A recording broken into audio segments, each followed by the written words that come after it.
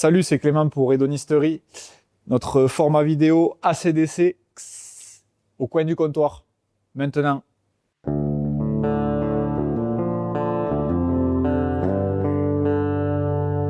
Salut Anto. Ça va Clément? Aujourd'hui, voilà, nous sommes chez Anthony qui nous accueille sur l'établissement qu'il a repris depuis maintenant presque un an, donc depuis le 8 mai. Exactement.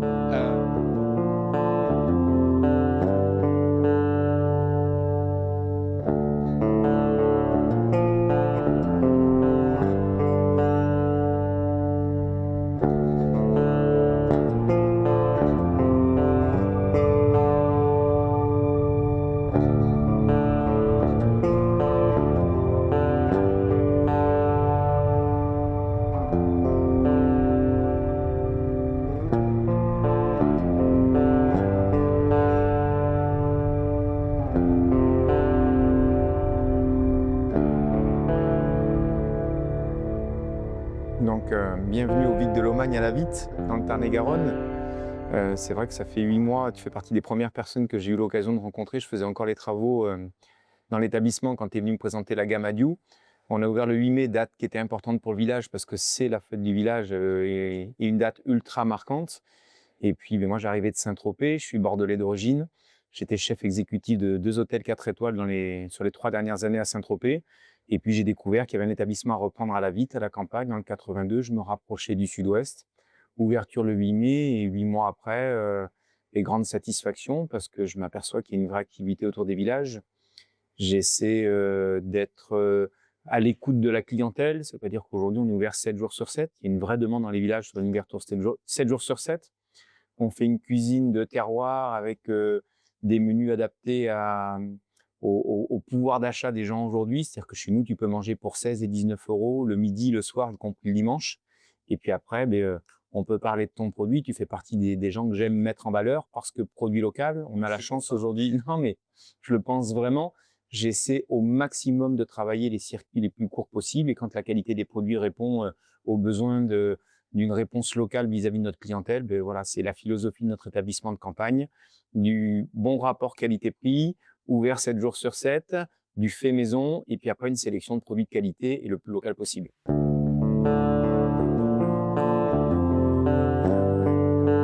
Et donc voilà, donc c'est vrai que nous, enfin, je sais ton affection, voilà, pour le côté rural du coup.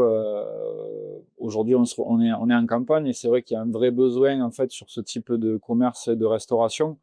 Et nous, on est ravis que tu aies pu reprendre pour donner du souffle au village, voilà, créer une vraie dynamique autour de ça. Euh, Justement, aujourd'hui, ton parcours, toi, donc tu es bordelais de souche, tu es parti à Saint-Tropez, donc voilà le grand écart sur l'hexagone France, et pour te retrouver aujourd'hui donc à la Vitte du coup Tarn-et-Garonne. Est-ce que tu peux nous expliquer un peu ton parcours aujourd'hui Alors mon parcours, hein, il va t'amuser. Mon premier métier, c'était le packaging pour le vin. C'est-à-dire que je suis pas parti dans la restauration au départ parce que mes parents étant restaurateurs, si tu veux, tu as l'image quand tu es fils de restaurateur de toutes les contraintes liées au métier. Et donc, j'ai eu la chance de faire mon premier métier dans le packaging pour le vin. Et j'avais 20 ans quand mon patron à l'époque m'a laissé implanter son entreprise, qui était leader du carton pour la bouteille de vin à Bordeaux, sur une ligne Montauban-Albi jusqu'à Saint-Tropez. Tu remets ça 30 ans en arrière, on est au début des gens dans le sud-ouest qui se démarquent, des gens dans le Languedoc-Roussillon qui se démarquent. Et donc, je passe mon temps dans les chais à discuter avec des vignerons et arrive l'amour du vin, l'amour du produit, qui m'amène à découvrir qu'un restaurateur, un chef de cuisine, il travaille avec des accords, mais vins. Et donc, ça fait 30 ans que je m'intéresse au milieu du vin, au milieu des spiritueux. Et avant, du coup, tu avais déjà le nez un peu dedans, quoi, sur le monde du vin et tout ça ou... Du coup, ça a été... Alors, avant, pas du tout, parce que mes parents avaient un resto routier. Donc, du coup, le milieu du vin, je connaissais pas du tout. Ouais. Et mes patrons à l'époque, j'étais en ce qu'on appelle une alternance aujourd'hui, mais en contrat de qualification. Mais mes patrons m'ont offert les Frères Pourcel, qui avaient 3 étoiles au Michelin à l'époque, qui remontent ça vraiment il y a 30 ans en arrière. Ça a été une révélation. Et du coup, ça a été vraiment une passion, mais en tant qu'amateur au départ, de découvrir ce que c'était qu'un joli vin, un joli spiritueux, une jolie table, et c'est toujours ma passion. D'accord, ok. Et après, donc voilà, tu es parti, donc tu as changé un petit peu d'orientation au niveau En de 2012, métier. En 2012, j'ai ouvert mon propre restaurant, mais en étant apprenti dans mon propre restaurant. C'est-à-dire que j'ai eu un chef français qui m'a formé pendant 6 mois, puis un chef serbe qui avait fait que des belles maisons qui m'a formé pendant 6 mois. Et à partir de 2013, j'ai pris seul les cuisines de mon établissement. Ok. Et puis, tout s'est enchaîné parce que j'ai obtenu une fourchette au guide Michelin à Bordeaux. Lorsque j'ai pu revendre mes affaires à Bordeaux, je me suis installé sur la Côte d'Azur où j'ai monté un bar à vin tapas qui défendait les valeurs du Sud-Ouest. Nouvelle chance pour moi, à la sortie du Covid, j'ai un Parisien, quand les Parisiens ont voulu racheter les affaires dans le sud de la France, qui a racheté mon bar à vin tapas. Et les 3 dernières années, c'était salarié en tant que chef exécutif de 2 jolis établissements sur Saint-Tropez, sur le golfe de Saint-Tropez. Donc des services voilà, assez démesurés sûrement avec Ouais, l'activité. des gros volumes l'été, des grosses activités, un petit peu de fatigue. Et puis, c'est vrai qu'au bout de 3 ans, je me suis dit, je vais me remettre à mon compte. Et comme je me considère quelqu'un de chanceux, à 53 ans, je tombe sur l'affaire de la Vite. Te voilà arrivé à la vite. Ouais. Et me voilà arrivé à la Vite. Donc, les gens ont été surpris. Parce que moi, le bonhomme tatoué, boucle d'oreille, ça surprend un petit peu à la Vite, à la campagne. Les gens en ont parlé, le gars, il arrive de Saint-Tropez. Donc, surprenant comme choix. Et je peux t'assurer que 9 mois après, j'ai 0 regret, je suis content d'être là et ce n'est que le début d'une grande aventure. Je dis souvent aux clients d'ici, il me reste officiellement 10 ans à bosser, mais je me vois pas arrêter de bosser tant que je serai en bonne santé. Mais j'ai la certitude qu'à part si on me met dehors, je ne quitte pas la vie de camp. Voilà. Bon, mais écoute, on te le souhaite en tout cas que tu restes longtemps ici et enfin que tu puisses être heureux au travers de voilà de cet établissement et de tes projets futurs. Donc voilà, si on fait une petite rétrospective, donc étant proche, voilà, moi je vois aussi ton évolution et donc ben je vois que tu donnes de beaucoup d'énergie donc justement pour faire bouger ce lieu, donc c'est-à-dire voilà des services quand même, donc que ce soit le midi, le soir, très souvent dans la semaine, tu as peu de jours off, on va dire. Alors, l'hiver, on ferme dimanche soir, lundi soir, mardi soir. C'est-à-dire qu'on est ouvert 7 jours sur 7 l'hiver. Et à partir du 1er avril, on reprend les horaires d'été, ouvert midi et soir, 7 jours sur 7. Voilà. Et donc l'hiver, justement, pour essayer de créer un peu d'émulsion au milieu de tout ça, donc des soirées à thème aussi. Tous les vendredis soirs. Tous les vendredis soirs. Donc qui ramènent pas mal de monde. C'est ouf. J'ai pu la tester. Et de l'ambiance.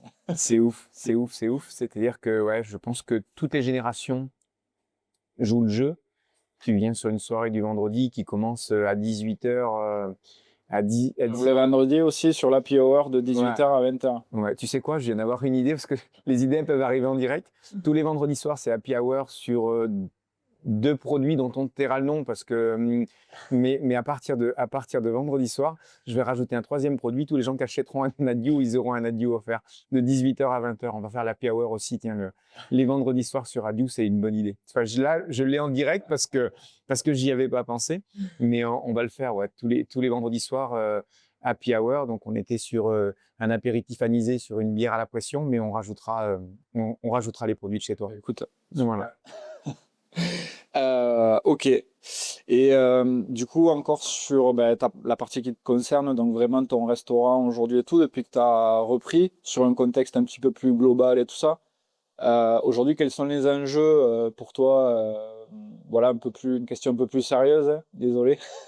Mais voilà, je sais que le contexte n'est pas forcément évident.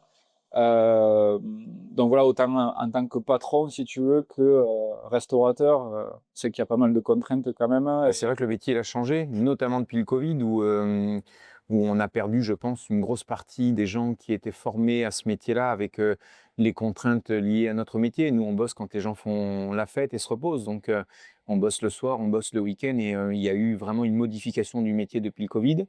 Bon, moi, je découvre une nouvelle ambiance qui est l'établissement de campagne. Je ne connaissais pas, j'avais jamais vécu. J'ai connu Bordeaux, j'ai connu l'affaire de mes parents, Langon, donc sous-préfecture de la Gironde. J'ai connu Hyères, j'ai connu Saint-Tropez. C'est la première fois que je me retrouve dans un petit village. où l'affaire n'attendait qu'une chose, c'est qu'on l'ouvre. Donc, du coup, moi, je m'éclate. Les enjeux économiques, j'ai eu la chance depuis mon ouverture de créer 7 emplois. Donc, c'est quand même une grande fierté parce que ça veut dire que ça crée une dynamique économique sur le secteur. Mon équipe n'était pas forcément du métier, donc il a fallu les former. Aujourd'hui, les gens, ils viennent voir Anto quand ils viennent chez moi, mais ils viennent voir aussi l'intégralité de l'équipe. On peut parler de Guillaume, de Chloé, de Maëva, de David. Les gens aujourd'hui, dans leur tête, quand ils viennent au Vic, c'est l'équipe du Vic, quoi. C'est plus chez Anto. Ouais. Et oui, pour encore une fois pour la tester, c'est le fait de se sentir à la maison avec voilà des gens qui sont une équipe qui est à l'écoute et qui fait voilà le maximum pour assurer derrière ce dont ont besoin les gens, quoi, la demande du client. Donc ça, c'est chouette, quoi. Et tu vois, je pense que on pourrait faire un comparatif. Toi, tu as répondu à une demande sur un produit local. C'est vrai que souvent, moi, quand les gens me demandent des grandes marques qui peuvent concurrencer ton produit, je me dis, il y a quand même une fierté de pouvoir travailler avec un produit local. Un, parce que c'est local. Deux, parce que c'est très bon aussi. Et que je pense que, et tu as eu la même démarche que moi, c'est écouter ce qu'attend le consommateur et de répondre à une demande. Parce que aujourd'hui, moi, les gens, quand ils me... Localement, qui ne connaît pas Adieu?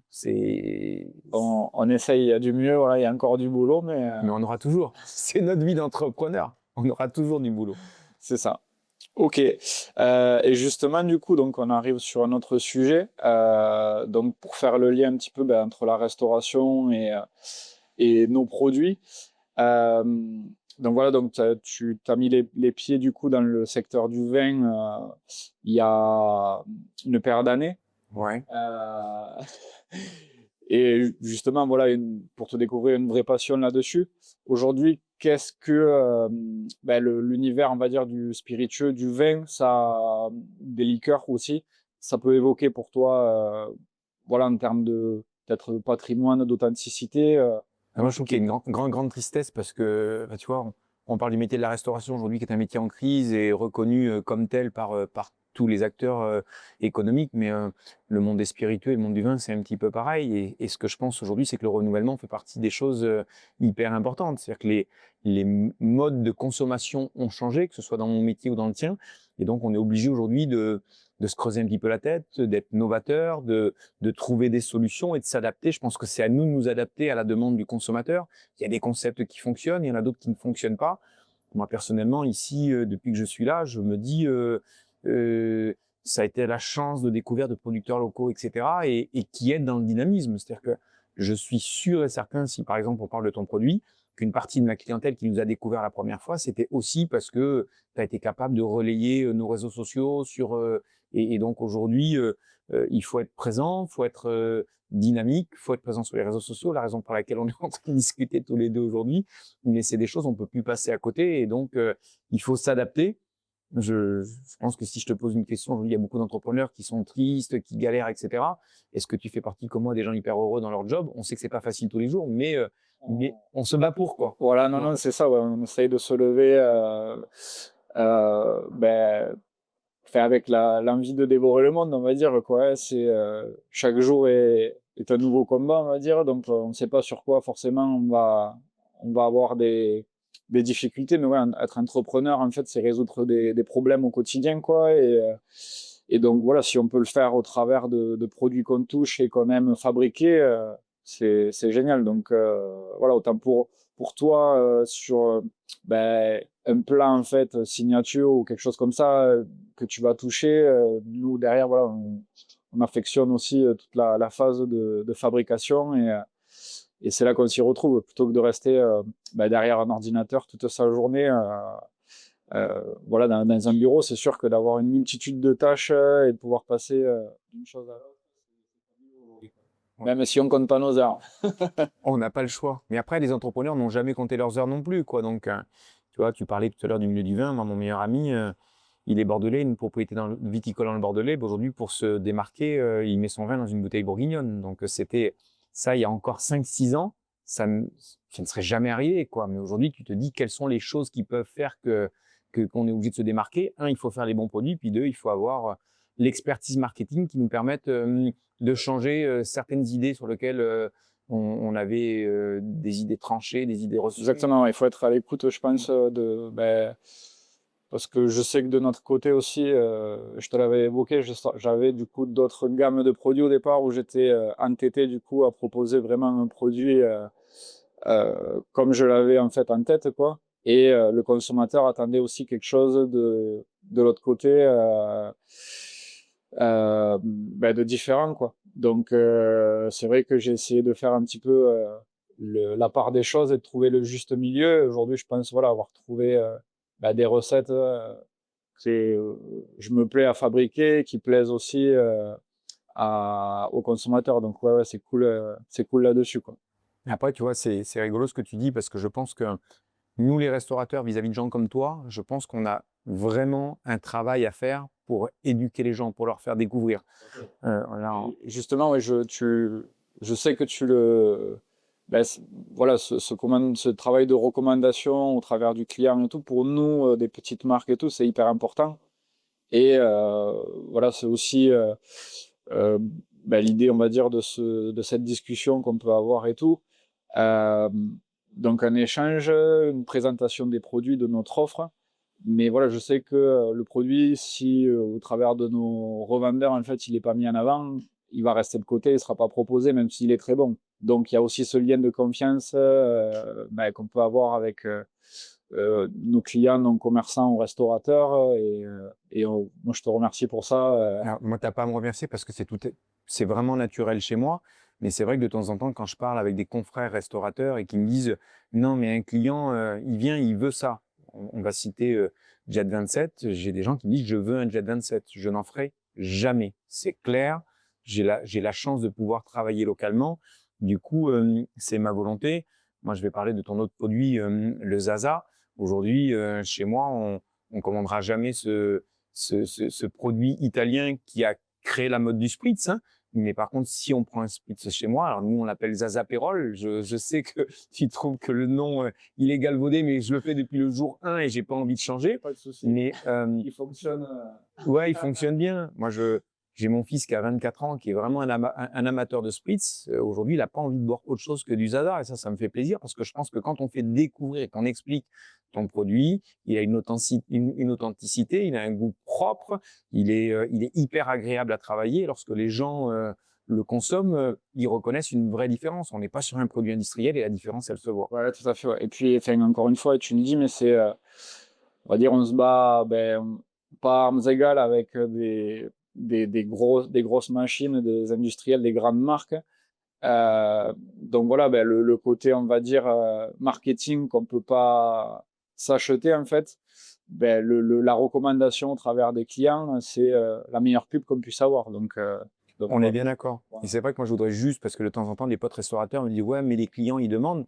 C'est sûr que les clients, ils demandent, mais soyons à l'écoute. Je le disais d'ailleurs au début tout à l'heure, j'essaie de répondre à une demande, mais soyons force de proposition. Je pense, tu connais bien le milieu du vin, comme moi, etc. En restauration, un serveur qui connaît vraiment sa carte des vins et qui va aller faire une proposition, être force de proposition sur un produit qu'il connaît, quand il connaît l'histoire du vigneron, quand il connaît les cépages qu'il y a dans l'assemblage de la bouteille, etc. C'est un vrai plus. Et le consommateur, il attend ça, il attend des histoires. Donc à nous d'être force de proposition, à nous de démarquer. Et ta société nous permet de le faire avec tes produits. Donc ça, c'est plutôt cool, quoi. Merci. Du coup, on va terminer ce format juste par une petite question. Est-ce que donc là, pour l'avenir proche ou moins proche, tu as des projets dont tu as envie de parler Je peux en parler d'un parce que c'est vraiment un jet. Ce soir, c'est officiel. Je signe mon bail pour un deuxième établissement. Donc, j'ouvre à 25 minutes d'ici. Toujours petit village. Encore plus petit, hein, parce que à La Vitte, il y a 1600 habitants. Là, je vais ouvrir à Corbe-Tolosam, il y a 350 habitants. Mais avec cette même volonté aujourd'hui d'être présent en Tarn-et-Garonne. Je me rapproche un peu des grandes villes parce que je vais être plus proche de Castel-Sarrazin, de Moissac, de Montauban. Donc, du coup, je me dis, pourquoi pas, en ayant la même approche qu'on a eue à la Vitte, développer cette affaire. Je suis loin de délaisser mon affaire de la Vitte parce que cette affaire, elle me passionne, parce que j'y suis bien, parce que j'ai trouvé un équilibre de vie qui me convient tout à fait, à la fois dans ma vie professionnelle et dans ma vie perso. Donc, du coup, voilà, il y a l'ouverture d'un deuxième établissement toujours à la campagne, toujours avec la même idée, la même approche. Donc, objectif doubler les volumes de chacun de nos fournisseurs. Donc, MJ et Zaza aussi. Je connais l'établissement qui est le cadre est super sympa, donc je te souhaite plein de réussite. Merci, Clément. Voilà.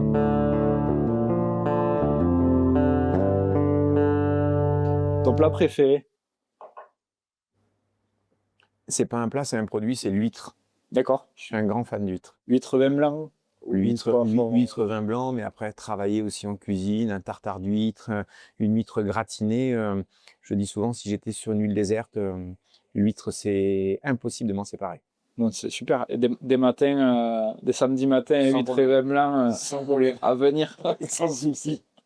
Si tu étais un spiritueux ou un cocktail, lequel serais-tu? Pas forcément chez nous, hein, mais quelque chose ou un vin peut-être. Un vin Château Yquem, Ok, pour plein de raisons. ça marche. Mais j'ai eu la chance, je devrais pas le dire, mais on était en pensionnat et à 15-16 ans, j'étais à l'époque à l'école avec le fils de l'Ursalus, quand c'était encore la propriété de la famille de l'Ursalus, avant que ça soit repris par LVMH, et on goûtait du Yquem sans savoir ce qu'on buvait. On ne devrait pas le dire. Après, un spiritueux, un cognac. Ok. C'est de ton origine, du coup. Ouais, j'ai des origines charentaises et c'est un spiritueux que j'aime bien. Mais bon, j'aime l'Armagnac, on n'est pas loin, j'aime aussi l'Armagnac. Ça marche. Ta dernière découverte en vin ou en spiritueux qui t'a. Voilà, qui t'a. Honnêtement, c'est ta gamme à toi. Je pense que ça fait partie dans les choses que j'ai pu découvrir que je ne connaissais pas. Peut-être plus encore pour moi qu'Adieu, parce qu'on peut le travailler en cocktail, etc. Même si je pense qu'Adieu, on peut travailler en cocktail. Mais voilà, si on parle de dernière découverte, c'est celle-ci. Ok. Servir en salle ou au bar? Au bar. Tu avais les conversations du coup avec. J'adore. Non, mais le bar, il y a des gens qui n'aiment pas. Et pourtant, c'est sympa. Enfin, je veux dire, c'est chaleureux. Ouais. Après, il faut savoir tenir son bar. Hein. C'est-à-dire qu'il faut savoir dire stop quand on doit dire stop. Et... Ça c'est typiquement, voilà, ça s'est perdu sur. Enfin, j'ai pas. Je suis pas vieux, hein, mais quand je vois moi mon père, par exemple, ce qu'a vécu, ce qu'était un bar à l'époque, la convivialité qu'il y avait autour de tout ça, et aujourd'hui, ben, on va dire, ben, voilà, les bâtons dans les roues qui sont mis justement pour un petit peu faire décliner tout ça, quoi. Et c'est l'image, parce qu'à partir du moment, c'est au propriétaire du bar, c'est au responsable du bar de savoir mettre des limites. Tu es venu faire la fête ici, tu sais comment ça se passe. Tout le monde est respectueux. Moi, j'ai jamais de problématique liée à du non-respect, liée à de la bagarre. Il faut savoir dire stop au moment où on sent qu'il faut dire stop. Et voilà, j'ai grandi dans un bar, un resto routier, c'était pas facile quand j'étais gamin. Mes parents étaient tenanciers de bar, donc moi j'ai toute la nostalgie de cette époque et je pense qu'il y a un retour aujourd'hui. Le gouvernement, quand il a envie de relancer des licences 4 dans les villages, c'est pas pour rien. C'était une vraie vie locale. Voilà. Un lieu d'échange et de partage. Complètement. On est d'accord. Du coup, plutôt Adieu ou Zaza? Zaza. J'ai répondu tout à l'heure. Du coup, une dernière question. Il était comment ton premier jour d'ouverture? C'était dingue. On a fait 250 couverts. J'avais pas encore mon équipe. Pour un événement en plus. Pour un événement. Challenge. Ouais, tout seul en cuisine. Ouais, c'était du sport. C'était du sport. Mais bon, depuis, il y en a eu d'autres. Et puis là, il y a bientôt la deuxième année qui va démarrer. C'est-à-dire qu'on fêtera nos 1 an le 8 mai. Donc, oui. Nos 1 an en plus, fête de la Vitte, le 8 mai. Avec cette année, le thème, c'est les producteurs. Donc, du coup, c'est cool. Ouais.